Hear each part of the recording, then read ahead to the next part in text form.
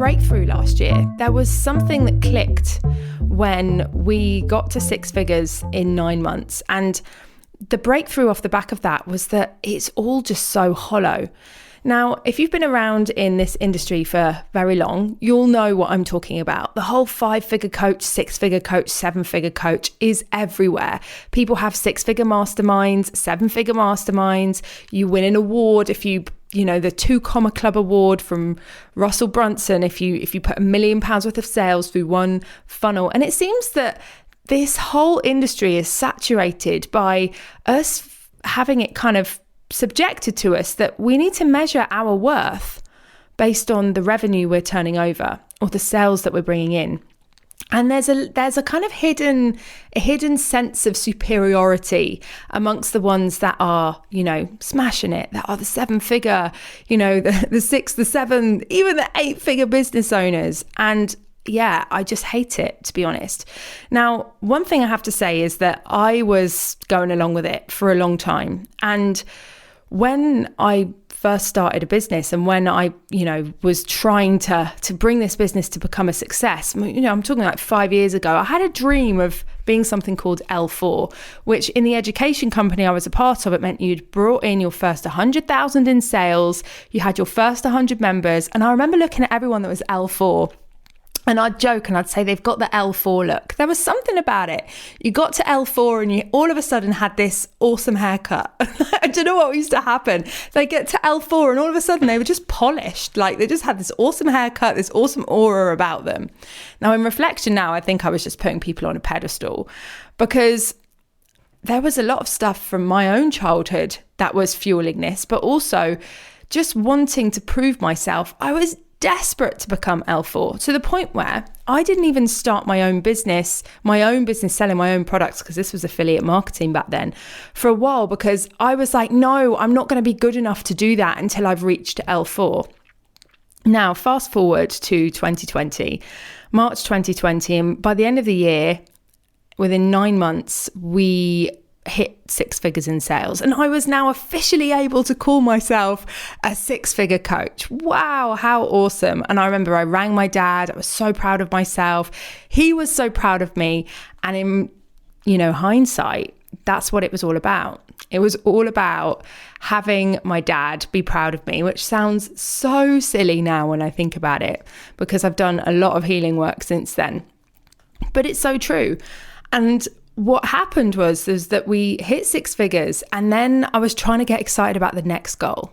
What is it, like 200,000, 500,000, multi 6 figures, 7 figures, our first million.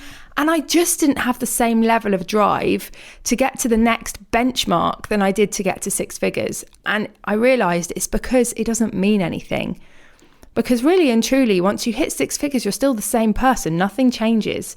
And it's going to be the same when you hit 7 figures. Yeah, you got to grow in order to get there, and you've got to be able to allow yourself to have that kind of success. And God, we know you got to work so bloody hard to make it happen, but it doesn't mean anything. Like, it really doesn't actually mean anything about who you are. It doesn't mean anything about how good you are. It doesn't mean anything about your self-worth. It's just a freaking number.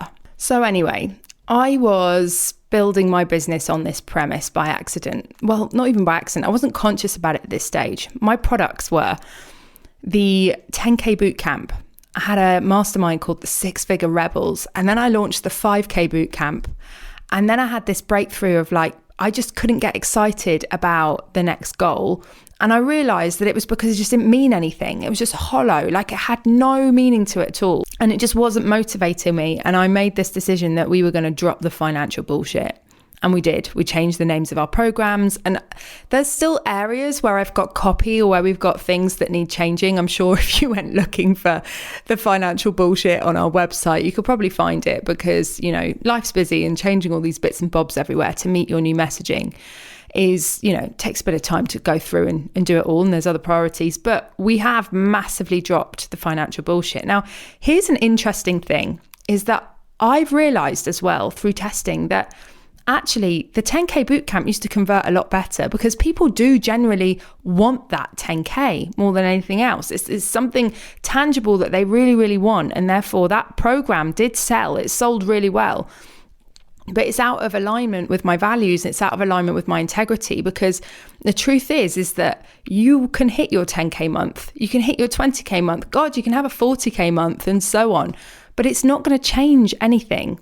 Yeah, it might bring you some stability, it might bring you something different, but I tell you what makes the biggest difference, the most ginormous difference in your life, is doing something that's really in alignment with who you are, and also something that's really in alignment with what your values are, and something that you're passionate about. And what I'm talking about here is fulfillment, because here's the thing. If you're fulfilled, if you're bringing the value, if you're changing people's lives, if you're creating an impact, the money's going to be a byproduct of that anyway. And when we're just focusing on the financial goal and you hit it, well, it kind of feels hollow. There's an amazing book I recommend you read called Happy, Sexy Millionaire by Stephen Bartlett. It is absolutely phenomenal. I think it's one of the best books I've ever read. And he talks about how he made £1 million or $1 million. He's English, so probably pounds. And he had the same thing, just like, yeah, great, awesome. Now what? And it's because it kind of doesn't mean anything. So we have dropped that, and that is really kind of one of the massive breakthroughs that I've had over the last couple of years, something really big. And I think that there's, you know this stuff, but you don't know it until you feel this stuff. And so even though I knew that, we kind of measuring ourselves against finances doesn't mean anything about who we are, even though I knew that it wasn't about the money and it was about the value and it was about doing something fulfilling. I didn't feel it until I got there. And then I realized that it was just a load of shit, if I'm honest, excuse my French. It really is. It's just a load of nonsense. So what I think works a lot better, and what's more exciting and a lot more motivating, if you feel like you want to hit 10K, there's no wrong in that. Like, I'm not shaming you for wanting that, to have a 10K month or to hit 7 figures, but think about why. Like, why do you want that? What is it going to give you? Because the thing is that there is going to be a lot of growing that you do on this journey. There's going to be a lot that you're going to learn about yourself. There's going to be a lot that you're going to understand about the world around you. There's going to be a lot of growing. There just is. They say entrepreneurship is the best self-discovery program going, and it's because it pushes you and it tests you to the limit in so many different places. And I actually believe that the more successful you are, it doesn't actually bring you any happiness. Success doesn't make you happy. What success does is it magnifies who you already are. It magnifies the cracks that are already there, and it magnifies the healing that already needs to be done, because it just makes everything bigger. You're still the same person. You don't change. Like, you change through the work you do on yourself, not through the achievements you make in your business, right? So instead of thinking about the financial figure that you want to hit, think about what that's going to give you. Is it debts that you want to clear? Is it holidays that you want to go on? Is it a house that you want to buy? Work out how much the lifestyle is that you want to live. Write it down on paper. How much is the rent in the house that you want to live in going to cost? What's the council tax going to be? What's all the other bills, etc. going to be? How much is that holiday going to be per year that you want to go on, or your 3 holidays per year? How much is the car going to be that you want to drive in? Figure out your dream lifestyle. Figure out what it is that you really want, and do it in a realistic way. Like, if you've got like 4 kids and you're married to a train driver and you're like, yeah, I want to go and live in Bali, is that realistic? Could you move to Bali? And that's make it realistic, something that you can actually envision yourself doing that feels achievable, but also gets you excited, and figure out what that costs and make that your goal. Because I've got a feeling that we all kind of want a 10K month because everybody wants a 10K month and everyone talks about having 10K months. And therefore we feel like when we're going to hit that 10K month, or when we're going to hit 6 figures, or et cetera, it's going to mean something about us. It's going to mean we're good enough. It's going to mean that we've got the gumption, and we've got the guts, and we've got the courage, and we've done it, and we are someone, and we are something. And, it's going to give us a level of status. It's going to mean that we're important. And if we think like that, all that is actually telling us is that we've got some work to do on ourselves. There's some healing that needs to be done. I mentioned my dad. There was many times when I was a kid, and I've, done so much work around this, and it was not a thing that he ever did to belittle me or hurt me or anything. He's an amazing dad. But I used to bring home a school report, and he wouldn't care what my score was on that. He just wanted to know if I was top of the class. I remember graduating as a nurse, and I got a distinction. And I didn't only get a distinction, I got a distinction, which is the highest mark you can get, whilst actually having given birth to 3 children during that program. 3 children during one program to become a nurse. It took me 5.5 years. And I went up to get my graduation certificate, and I didn't even know until I sat down and looked at my certificate that I'd got a distinction. And I went and showed him, and he said, yeah, but how many other people got a distinction? Because if they hand them out like sweets, then it doesn't really mean anything. They've just given everyone a distinction. But if you're the only one that's got a distinction, then that's really, really good. And I was like, for God's sake, can you not just once, just give me the praise and just be proud of me for what I've achieved without wanting it to be the best?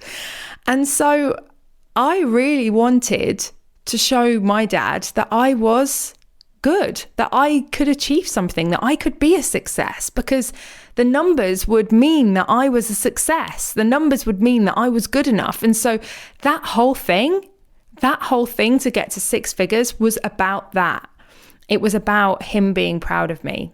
And it's so interesting when we start to do NLP, and we start to work with coaches, and we start to dive in and do energy healing, and we work on ourselves, and we realize why it is that we're behaving in a certain way. And it's often not because it's something that we really want. It's often because we're trying to make up for something that we feel like we haven't got, or we're trying to prove ourselves, or we're trying to show that we are good enough. So I hope that no one ever introduces me as a 6-figure coach or a 7-figure coach. I want to be known for the impact that I create. I want to be known for the people that we support. I want to be known for the work that we are doing. And I think that there is some work in this industry that needs to be done to try and remove this whole financial status thing, because really it doesn't matter. I think we should be measuring how incredible we are based on the lives that we're touching, based on the people that we're working with, based on the results that they're getting, and based on the value that we're bringing to the world, not based on how many figures are in our bank account. God, look at all these oil companies. What impact are they having? We're able to fill our cars with fuel. Okay, fantastic. Maybe oil's a touchy subject right now, but it's not about those figures. It's about the impact. So I don't know if you needed to hear that today. I don't know if you agree with me. I don't know if you disagree with me. And I also want to say that we do need to know our numbers. We do need to be looking at the metrics. Obviously, the sales and the profit and the revenue and all of that is an indication of whether our business is healthy, whether it's growing, whether it's succeeding. We do need to know the numbers. My argument is that we don't need to be measuring our worth against the numbers, because it doesn't do anything. It doesn't do anything for our mental health. It doesn't do anything for our self-love. And if we are anchored to the figures that come into the bank account, what happens when we have a shit month?